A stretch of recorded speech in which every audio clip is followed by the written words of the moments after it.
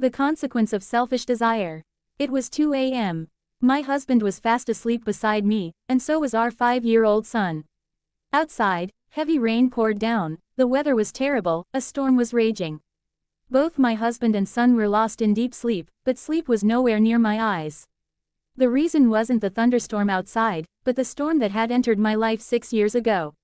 Lying there, my mind drifted back to the place and time long gone, when I was 22. My name is Hiba. Life back then was beautiful, I didn't know what sorrow meant. My father was a government teacher. We were 2 sisters who loved each other dearly. I had completed my studies, my younger sister Phasia was still in college. I would help my mother with the household chores. One afternoon, around 2 o'clock, my mother had gone to the neighbor's house. It was time for Phasia to return from college, but she was unusually late. I was in the kitchen preparing lunch, worried about why she hadn't arrived yet. Just then, there was a knock at the door. I opened it, and there stood a very handsome young man. He removed his sunglasses. His eyes were dark and deep, there was something about them that pulled me toward him instantly. I couldn't understand what this feeling was, as if 2 strangers had known each other for centuries. Behind him was a luxury car, which was a rare sight in our modest neighborhood. "Assalamu alaikum," he greeted. His voice was soft and mesmerizing, perfectly matching his refined personality. His words brought me back to my senses, and then shame washed over me. How could I, Hiba, feel drawn to a stranger? He explained that as Phasia was leaving college, she slipped and injured her leg. He had helped her and brought her home. I thanked him sincerely. I didn't invite him in, my mother wasn't home, and it didn't seem appropriate. But Phasia, being naive, insisted and brought him inside anyway. I immediately ran to call my mother. When she returned, she was very grateful to him. He seemed like a decent man, polite, well-mannered. Yet, in his presence, I felt strangely unsettled. Though he was speaking to Phasia, I noticed his glances often drifted toward me. Each time I looked back, he would blush and lower his gaze. It wasn't intentional, something beyond control drew us both in. His modesty touched my heart. In that moment, I knew, my heart belonged to this stranger. My mother asked gently, "Son, what's your father's name?" "Shahab Ali," he replied. At that, my mother's face lit up. "Are you Sadia's son?" "Yes, but how do you?" "Oh dear, your family used to be our neighbors when you were a child. Your father and my husband were good friends. That connection changed everything. It was as if fate itself had cleared the path between us." He didn't stay long that day, but his presence lingered in my heart.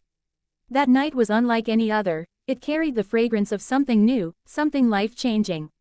Soon, Shahzaib had claimed my heart completely, his humility, his manner of speaking, his decency, I was utterly his. And he too, mine. Our family's old friendship strengthened our bond. My father invited him and his sister for dinner. When I brought out tea afterward, I suddenly felt his nearness behind me. "Can I get a glass of water?"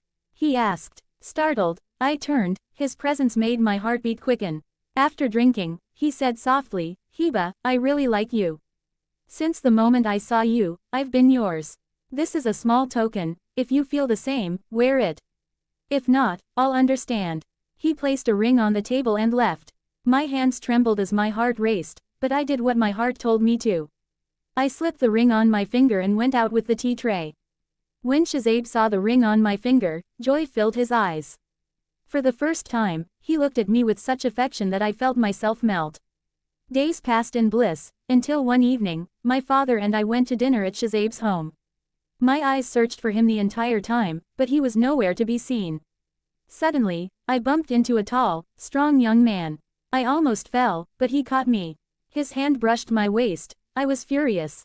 I scolded him harshly, but he only stood quietly, hands folded, listening with a faint smile. Embarrassed, I left. He was handsome, mischievous eyes, charming smile, but I didn't like him at all. Later, I learned he was Zohaib, Shahzaib's younger brother. Days later, Shahzaib's mother came to our house with a proposal. They wanted me as their daughter-in-law. My heart leapt. I thought my prayers had been answered. That evening, during the engagement ceremony, Shahzaib's mother slipped a ring onto my finger, removing the one Shahzaib had given me earlier. As the old ring was taken off, I felt a sudden, sharp ache in my heart, as if something sacred was being taken from me. Then she said the words that shattered my world.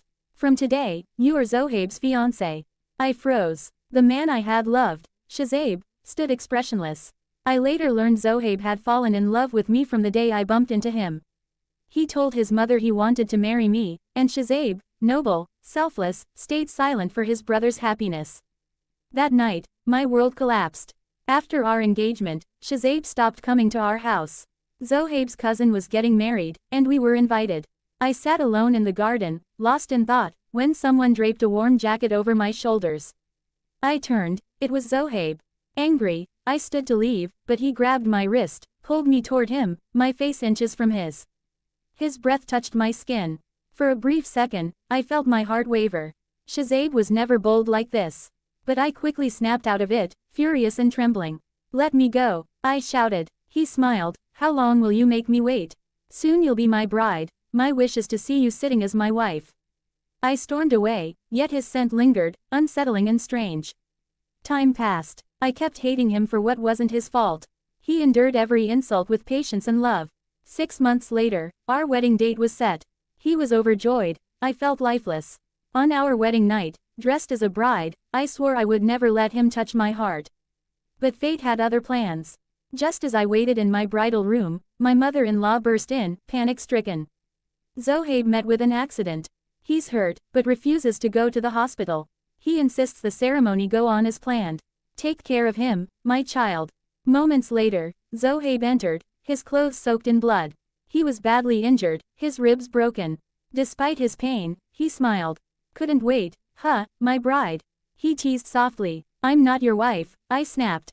He chuckled weakly. "Oh really? Didn't I just marry you?" He winced, clutching his side. Seeing his pain, something inside me changed. I adjusted his pillow, helped him sit. For the first time, I spoke gently to him. His eyes softened, filled with a quiet joy.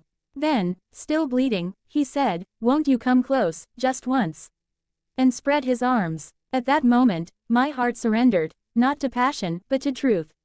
I realized the sanctity of marriage, the power of a vow. I was his wife, his alone. Tears filled my eyes as I leaned into his embrace. "You're crazy, Zohaib," I whispered. "I wouldn't have run away." He placed a finger on my lips. "You don't know what this moment means to me. I waited for it all my life."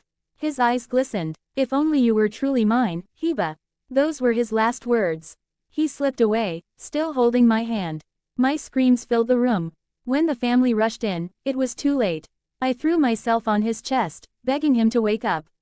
But Zohaib was gone, forever. The words I had once said, "I am not your wife," echoed painfully in my ears. Fate punished me cruelly. In moments, I went from being his bride to his widow. After his death, the family forced me to marry Shazaib. The man I had once loved felt now like a stranger. My heart belonged to Zohaib, the man I had misunderstood, rejected, and finally loved when it was too late. I later learned from our driver that Zohaib had purposely sent the other family members in a different car that night, and his accident wasn't accidental. He had overheard my conversation with Shazaib after the wedding, how I still loved Shazaib, and blamed himself for ruining our lives. He couldn't live with that guilt. It's been 6 years since Zohaib left this world. But that wedding night still haunts me. Even now, I can't decide what real love was, the one that began with Shazaib's glance, or the one that ended with Zohaib's last Breya.